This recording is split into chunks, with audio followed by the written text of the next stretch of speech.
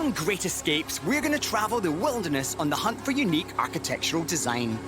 I'm Colin McAllister. And I'm Justin Ryan. We're designers and have travelled the globe renovating houses and adding our own unique flair to other people's homes. Now, we love the great outdoors and the idea of embracing the wilderness into your home. And in fact, just how far people will go to achieve precisely that.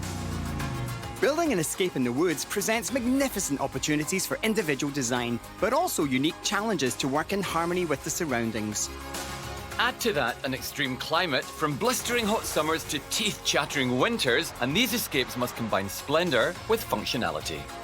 We're going to explore properties that take that challenge head-on as we investigate homes that celebrate the landscape and work with the environment in interesting and distinctive ways. On this episode, we'll be exploring what drives some people to build a sustainable or an eco-home. Sustainable architecture minimises the impact of buildings on the environment. And architects use different methods to make a structure environmentally friendly. We'll be meeting one couple who single-handedly built their own home using a book on 18th century building methods and materials sourced from their own property. This is the fruits of the forest house, isn't it? For sure. One woman who took on a dare to build an eco-lodge so at one with nature, it has a stream running through the middle of it. This building does feel like it's got a proper heart. And two families who decided to build the ultimate sustainable vacation home, minimising their impact on the environment by creating two sets of living and sleeping pods under one roof. The sense of proportion here is just fantastic. When an architect talks about the best site for a dream escape, they usually mean the view. But that was not the case when homeowners Rick and Wendy Roman found this 50-acre wooded lot. They knew that it actually had to have enough trees and stones to build their new home. Which I think takes sustainability to a whole new local level. With absolutely no building experience between them, Rick and Wendy decided to give up their city life and give homesteading a try. When we think of homesteading, we picture 19th century pioneers, but modern-day homesteading has its roots in the self-sufficiency movement of the 1960s. Homesteaders do as much as they can to live off-grid, and in Rick and Wendy's case, building their own dream log cabin complete with handmade furniture. Hey, you guys. Hey, how you doing? Hi, nice to see you. You've got an incredible place here, and it's so exciting to visit. It's absolutely stunning. You've built your home using materials that you've cropped from the land. That's right. Everything here has come from your 50-odd acres. And it's a post and beam, right? It's a post and beam house. It's a construction method called pièce sur pièce, which means piece on piece. Okay. And it's a short log construction. We picked this method because we knew the two of us could actually handle the material. We were able to lift all these logs by ourselves. So neither of you actually had experience of construction at all? No. No, we didn't. No. I mean, a little painting business, putting myself through university, but that was the extent of it. And it was pre-internet, so we weren't Googling our information. We did find an incredible book which showed us some techniques to modernize the connections using routers and plywood splines and that kind of thing. While we did research and learn as much as we could from books, a lot of it was trial and error. How did you make the first step and take it from ambition to reality? We thought the key was that if we could be mortgage-free, we could have a freer life. And so how do you do that? Good way to be. You build your own house. You do. You use materials from the land. We came up on one of our vacations. We took our 2-week vacation when we were still working. Came up here in the middle of the winter because it's the best time to harvest your trees and less damage to the environment.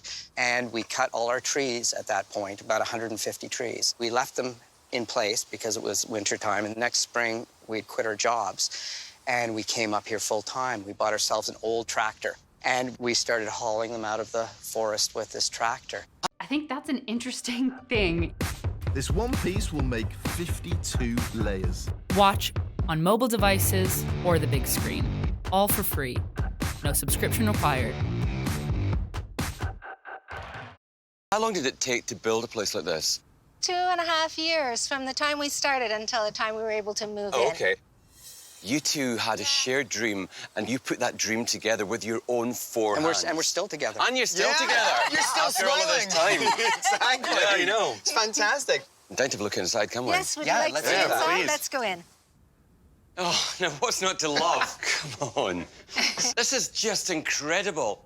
Everything here is local. Everything in this house is from the land. Pretty much, as much as we could. So the log walls are cedar, the beams are spruce, the ceiling is pine, the floor is birch. The rocks all from are the land. all local also. Yeah. Wow, this is the fruits of the forest house, isn't it? For sure. And based on, well, like a 300-year-old kind of like build philosophy. Yeah, that's right. We've used some techniques from the Scandinavians, which is the scribed fit. So no filler in between the logs. They fit tightly and snugly. I imagine that's given you even more work than just simply flattening the logs and laying them on top of each other. Each log gets scribed fit. There's a scriber that has a pencil on the bottom and a point on the top. The process is literally tracing the exact line of the log below it.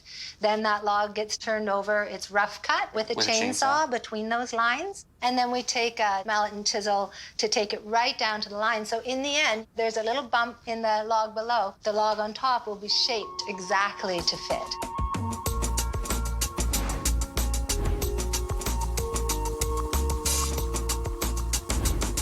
These designs were smartly adapted to the environment. They were accommodating heavy snow loads, for instance, the angles of the roofs, shed water, all these things that on the one hand seem crude, but on the other hand were extremely pragmatic. It's so exciting to look and to know that your DNA is everywhere, from the milling of the floors to the felling of the trees to making the furniture. You made all that furniture yourselves. We did, yeah. When we had finished, we had this material left over, and we thought, well, you know, let's make some stuff from it. Waste not, want not. Yeah, that's right. That's the bottom line. Clearly, you love the use of wood. I wonder, though, have you used any other materials? Actually, we have. We've got a straw bale studio outside, if you want to see it. Oh, yeah. Okay. Come on in. So straw bales are another great building material. Straw is an agricultural waste product. It has no other purpose than animal bedding. So there's no food value to it. We're not taking anything out of the food stream. It gets baled up, and then we can use it to build the walls of houses. It's really easy to use. So this is the studio. Wow. It's got a really great sense of, I don't know, silence and tranquility in here. Now, this is incredible. How did you build this? What's the technique? So it is basically the same kind of structure as the log house. It's a post and beam structure that is infilled with straw bales. They're stacked up. As you can imagine, a brick house is stacked up. And then we begin to plaster it. And how do you do that? Where do you get the plaster and the finish? Well, the plaster is local clay and sand that actually we have a pond out here. We would go out and dig up the clay, put it in the trailer, and then we would mix the sand and the clay together and literally put it on the walls by hand. You know what's insane? That this land has provided so much for you. It's like a home harvest. It's like you've harvested everything from the land here, even the clay from the pond, to create your home and now your workplace. There's a real increased drive across the world to protect the environment, and we're all on board with that. But it seems that you've gone the next step to shop local, because everything that you've used to build your magnificent home, you've harvested from around the land. Our philosophy is we're extracting our materials locally, so the embodied energy is very low. It's very sustainable. We cut our trees 29 years ago. When you go into that forest now, the trees that are adjacent to those trees have gotten to the size that you could use them for a log house again. So minimal impact in the environment, I suppose, is the nutshell of what you guys are chasing. Definitely. The idea of organic has just gone out the window, because this is the most organic property I've ever encountered, almost like it just sprouted out of the ground right here. This is a building that so beautifully references an old style of home construction, but it takes all of that and it manicures it and it makes it perfect for this modern day and age. The idea that you don't use more than you actually need, you don't waste anything, and that everything that you need for your future could be right under your feet.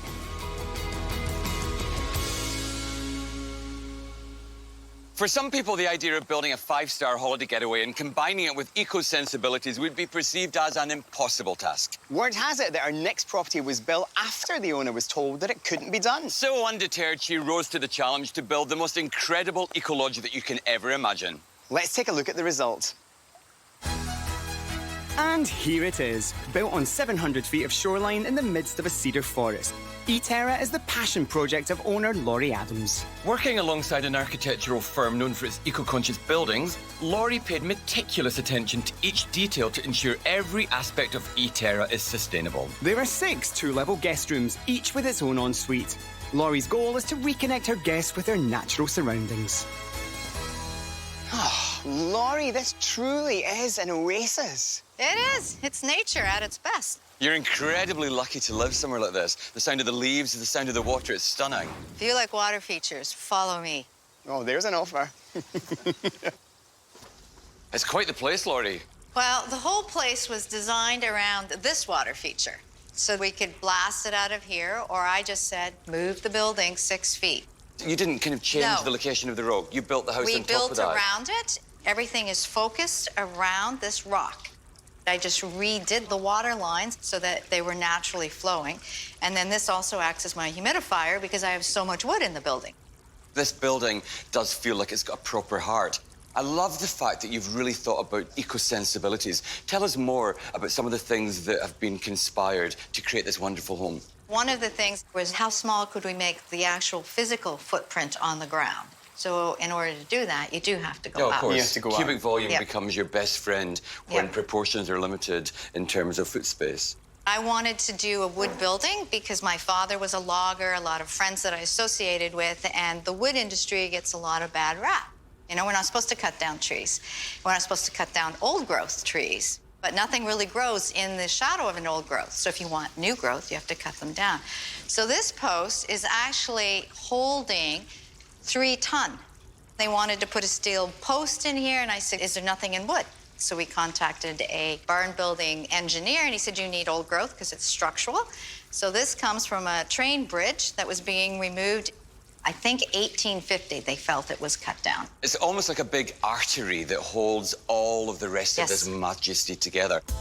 Essentially, the architectural strategy is very, very simple. The roof inclines or opens up towards a space that requires greater volume. And I imagine that simple, singular strategy of seesawing these roofs creates a variety of experiences while having a unifying consistency about the interior.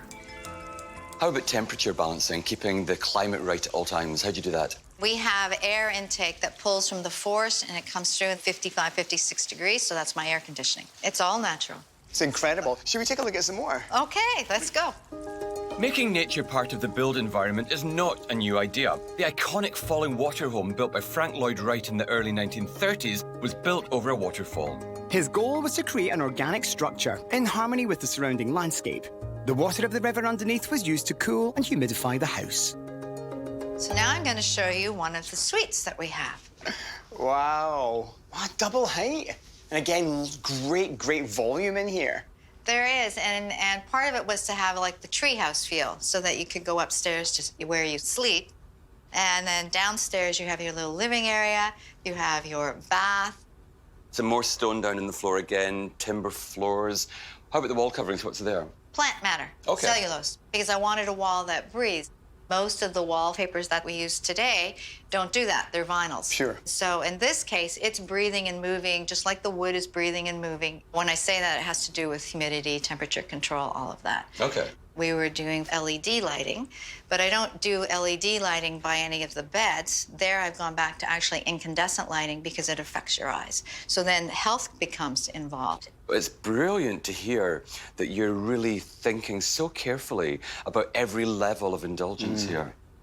Do you think good design and good architecture can actually improve people's health? Absolutely. And I say that with passion from my heart. When guests come here, I mean, are they surprised? You know, because your take on the whole eco-living might be different to what they perceive. It is. They come actually expecting almost like camping. Yes. And what I wanted to do was to find out whether or not luxury was equally as environmental and ethical. What you've done is illustrate that you can have those luxuries and that you can have an environmental eye and an awareness for the planet and still have a great place to live in that looks good and feels functional. This is a really comfortable space. It must be great when you're in here and you actually hear your guests congregating and sharing their experience of being in your home. It is, and I've made it so that it is very comfortable, very soft, so lots of conversation happens. So I have one last water feature that I want to show you. Okay. You ready? Let's go. Come on, you have to have a pool, don't you? Especially in this beautiful environment. Well, I do, but it came about in a very strange way. Building code requires a fire reservoir. Oh, okay. And what is a fire reservoir? Should at any point in time the building start on fire, they are able to have access to fresh water. Right, okay. There's 80,000 liters of fresh water here to help put that fire out. It's filled daily with fresh water. We designed this with infinity edges, so the water is constantly moving.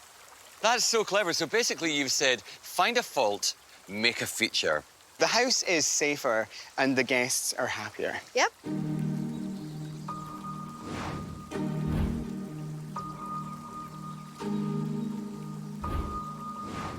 I think the architectural merit of a building such as this is there's a passion here, and you very skillfully created that template so that anybody that visits can leave refreshed, bettered, and enhanced.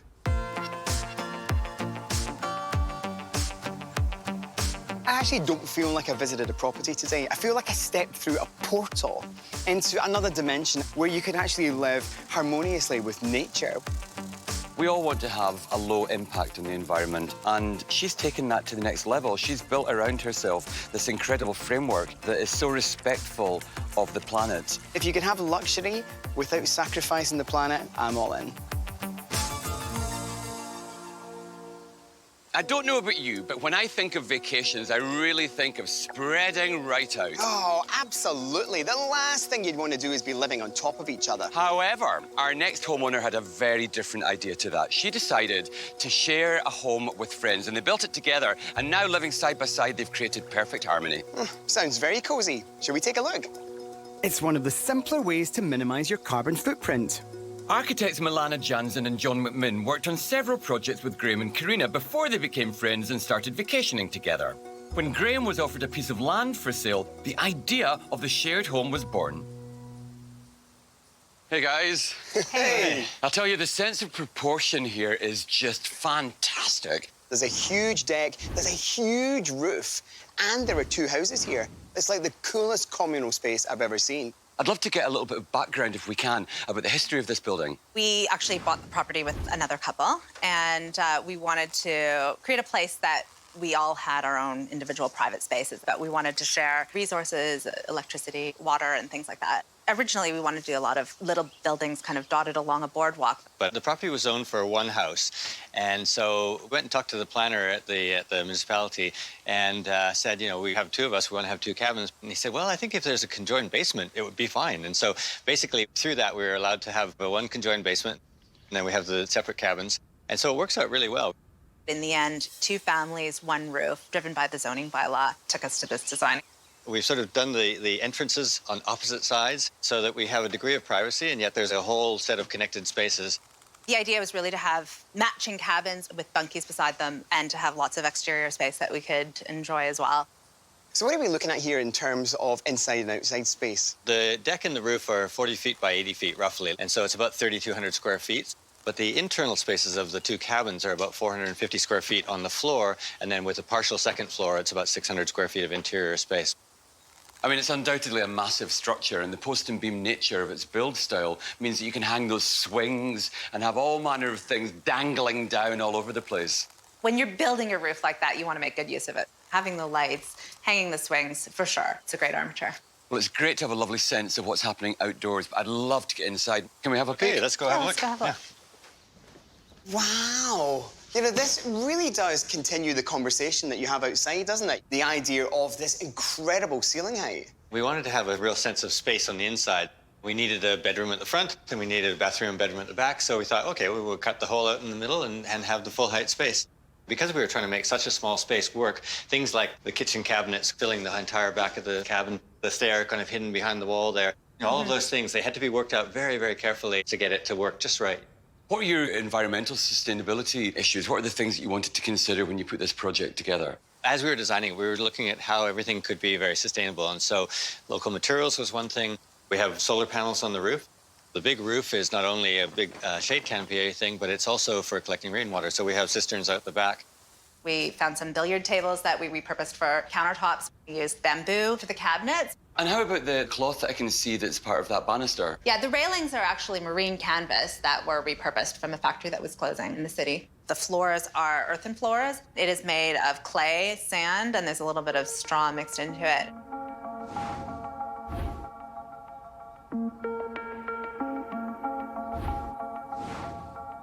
So we've seen space number 1. We'd love to see what happens on the flip side. Can we have a look? Let's go and have a look. Let's go. Living in a shared house like this is quite sustainable, building to the size you actually need. The pods under the larger roof give you the exact size you need as a living pod. So the extra space on the decks under the roof are providing all of that bonus living space that doesn't have to be heated and cooled.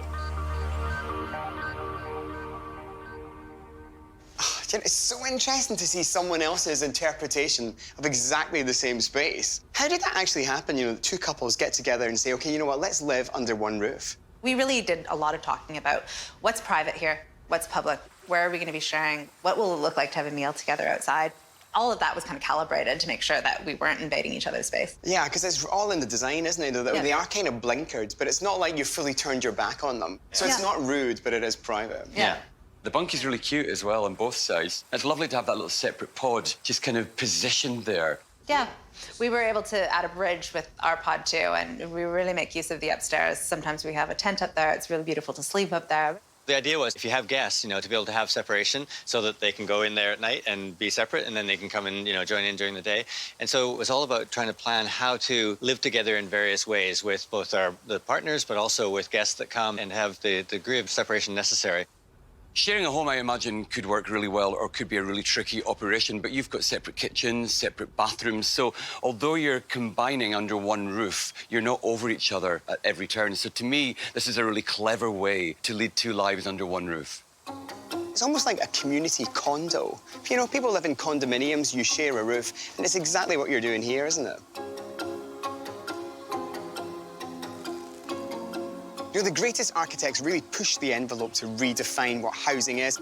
Previously, you would think it's 4 walls and a roof, but in terms of planning, it can be a roof, the floor, and anything you want to put between those. They've fused two separate family lives under one roof, but they've merged and blurred the boundaries in such a way that it works really well. Using an eco-conscious palette has really created a very unique home here that sits harmoniously in this space. The reclaimed timber, the locally sourced stone, the earthen floor all add up to a feel-good factor that's not about ruining the planet, but just creating an incredible home.